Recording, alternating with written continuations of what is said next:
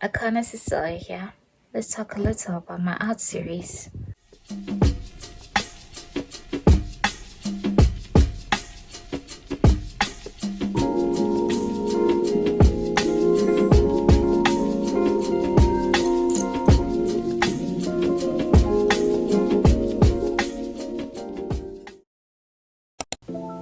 Ubuhle Bendawo is a visual art and poetry collection comprising of 7 artworks celebrating the beauty, the richness, and the humanity of township life. It is a stippling art series whereby each piece is inspired by a personal childhood memory of mine. The poetry, where it exists, is not separate from the art, but it is part of it, coexisting with each and every piece, or at least the pieces that have poetry along with it. The first piece of my art collection is a structure that screams resilience, a hellhole to a body that has never felt its warmth, a busted tin to the eye that has no vision. It lets those looking in belittle its bones and those within. It screams poverty to the world. It is a home, a body that contains heartbeats, its cracks and holes, a map rather than wounds, a story on each of its walls, where it's been, whom has sought its shelter, how long has it been living. It holds every laughter and cry, every prayer and curse. It sings with the rain, harmonizes with the wind, hymns for those inside to hear. It welcomes the sun in through every gap, pulling hope along with it. You could always smell it in the air, feel it in your soul. The early meal preps, best clothes picked out. No wrinkles on them should be eyed. No sickness should be coming out in those mornings. No other plans should be made for that day.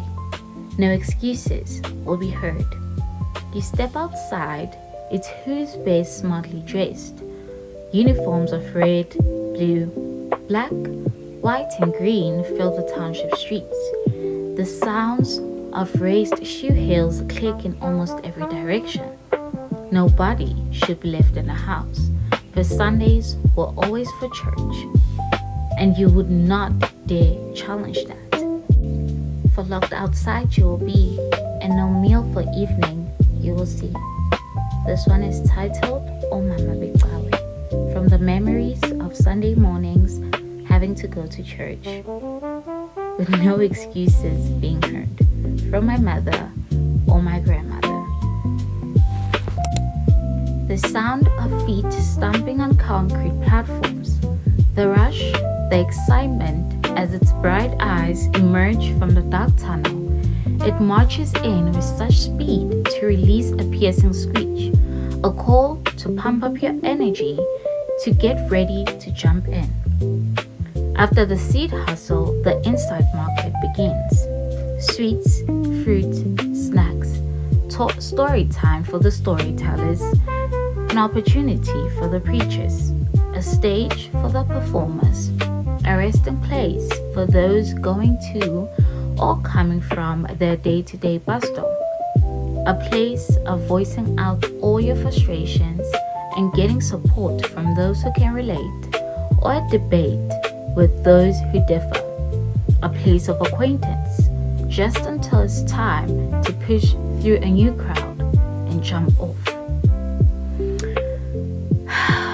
In my younger years, we used to travel a lot by train with my grandmother and cousin from Thokoza to Soweto. Thokoza, the township that I spent most of my childhood in, and sometimes even long distance to the Eastern Cape. Most experiences with the metallic train was to Soweto, Shawela to be specific. I remember the hustle and bustle of people at the stations, my grandmother firmly holding my hand and my cousins on the other, just trying to push through the crowds. The excitement we would get when given coins to buy snacks on the train. We always encountered different people on the trains. From my memory, of course, the bookworm, the musician, the priest, the wife, the father, the sweet, the grumpy, the talkers, and those were my grandmother's favorite, it seemed to me at that time. I was always intrigued by the ones who kept to themselves and the ones with the most eye-catching fashion sense. The smell of dust and rain infused to overwhelm the nostrils, dust having a swirl as the boys erase what used to be a ball, rain still playing hide and seek in the dark pillars of the sky. There's no doubt she'll come out and dance soon. Until then, the dusty players pay her no mind. This one comes from a memory of boys coming together by the dusty grounds to have a soccer match or soccer matches amongst themselves. Some days, supporters, young and old, coming to cheer them on, regardless of the day's weather. Everyone focused on the ball and its kickers and nothing else. Immediately, the pole's eye turns red. They spread out across the street. Be ready to feast your eyes. Don't worry, they won't be long. Just a temporary display of rhythm and motion, bodies in coordination, an attire that tells the culture, hand and feet that speak the language, faces that express the life. Feast your eyes on them as they move to tell you the story. Feast your eyes, Bafana Bomtanso. I don't have much to say about this one. It's just that I got the inspiration when I was on my way to town and I saw like immediately, obviously, when the traffic light turns red, they just spread out across the street and then they start dancing kampu dance or a pansula dance, and to be honest, it's been a while since I've seen that, probably because I haven't been to town much, but I just remember there used to be a lot of these guys or amapansula or whoever where you would go in town or even in the township and they would just be having dance battles and stuff like that. So it just that's where I got the inspiration from. For the sixth piece, we have Umgusha, inspired by a game we used to play.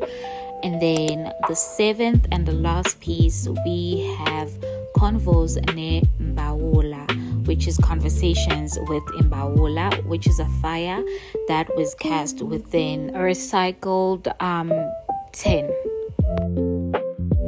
I am akhonacecelia, a poet and visual artist from South Africa. And this is my first chapter of a longer artistic journey rooted in South African heritage, memory, and cultural excavation. And I hope you enjoy this journey with me.